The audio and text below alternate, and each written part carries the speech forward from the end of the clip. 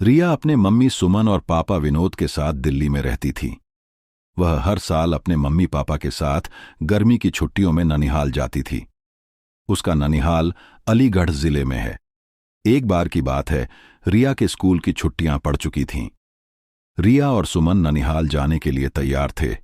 विनोद को ऑफिस में काफी काम होने की वजह से शाम को छुट्टी मिल पाई। दिन ढल चुका था। सुमन ने कहा, अब रहने दो, अब जाने का समय नहीं है। सुबह होते ही हम अलीगढ़ के लिए निकल जाएंगे। इस पर विनोद ने कहा, हमारे पास खुद की कार है, दिन ढल गया है तो क्या हुआ, हमें कौन सा वाहन बदलना है। रिया भी जिद करने लगी, मम्मा अभी चलो ना, मुझे अभी नानी के घर जाना है। रिया और विनोद के बहुत जिद करने पर सुमन जाने के लिए तैयार तो हो गई, लेकिन अंदर ही अंदर न जाने क्यों उसका मन घबरा रहा था। अब रात हो चुकी थी और इन लोगों की गाड़ी सड़क पर चले जा रही थी। रात की वजह से सड़क पर वाहनों का आना जाना कम हो गया था। विनोद कार चला रहा था, सुमन और रिया पीछे की सीट पर बैठे थे। जिस गांव में उन्हें जाना था वह गांव अलीगढ़ से करीब 20 किलोमीटर आगे था। वह अलीगढ़ पहुंच चुके थे। आगे का रास्ता कच्चा और सुनसान था। वहां कोई आता जाता भी नहीं दिख रहा था। गाड़ी अब कच्चे रास्ते पर चले जा रही थी। थोड़ी ही दूर चलने पर गाड़ी अचानक रुक गई। रिया ने पापा से कहा, पापा क्या हुआ, गाड़ी बंद कैसे हो गई। विनोद ने कहा, पता नहीं बेटा, उतर कर देखता हूं। सुमन ने कहा, जल्दी देखिए और यहां से चलिए, कितना सुनसान रास्ता है, मुझे कुछ ठीक नहीं लग रहा। कार से उतरकर विनोद ने गाड़ी के बोनट को खोल कर देखा, लेकिन गाड़ी में कहीं कोई कमी नहीं दिखी। वह कार के अंदर आकर बैठ गया और कुछ सोचने लगा। तभी सुमन ने कहा, क्या हुआ, चलिए ना। विनोद अभी भी कुछ सोच रहा था। फिर सुमन ने रिया के पापा के कंधे को पकड़कर जोर से हिलाया और कहा, क्या हुआ, क्या सोचने लगे, मैं कह रही हूं चलिए यहां से, मुझे बहुत अजीब सा महसूस हो रहा है।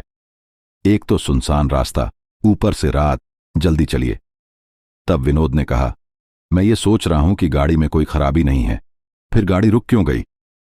देखिए, क्या पता गाड़ी स्टार्ट हो जाए। तब विनोद ने गाड़ी स्टार्ट करने के लिए चाबी घुमाई और गाड़ी स्टार्ट हो गई।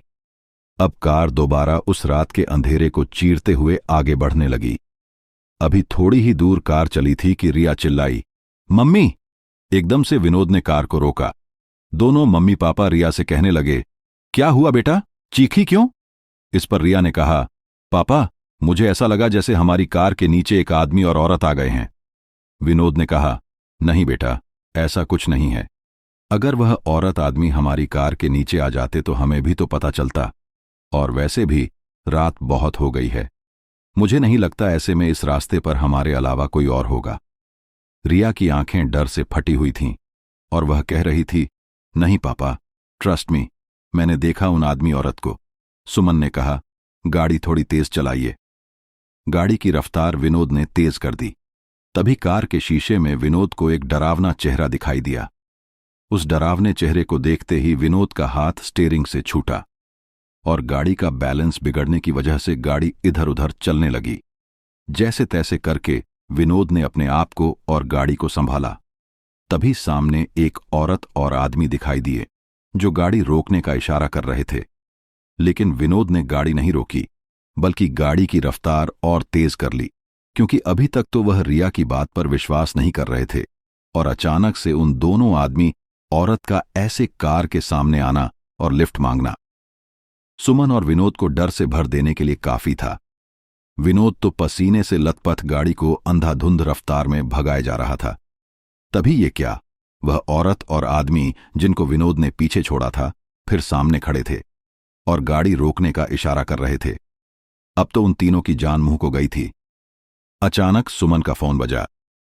हेलो, कौन। दूसरी तरफ से सुमन का भाई अर्जुन बोल रहा था।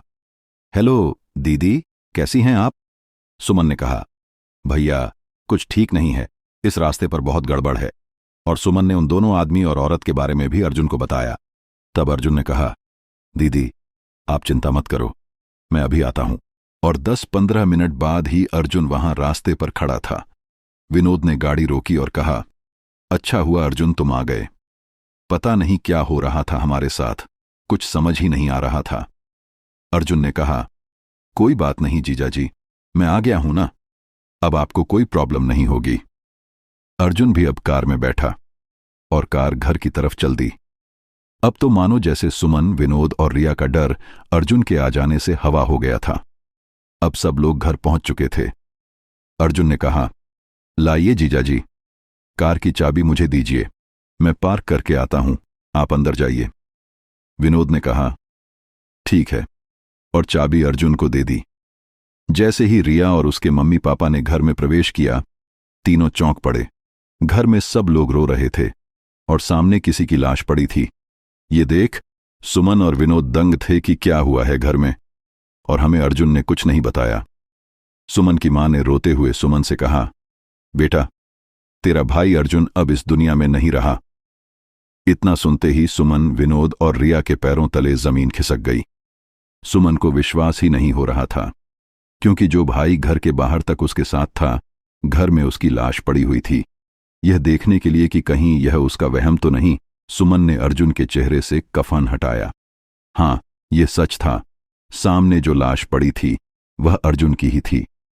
सुमन के पिता ने बताया कि रात 9 बजे अर्जुन अपनी बाइक से घर आ रहा था।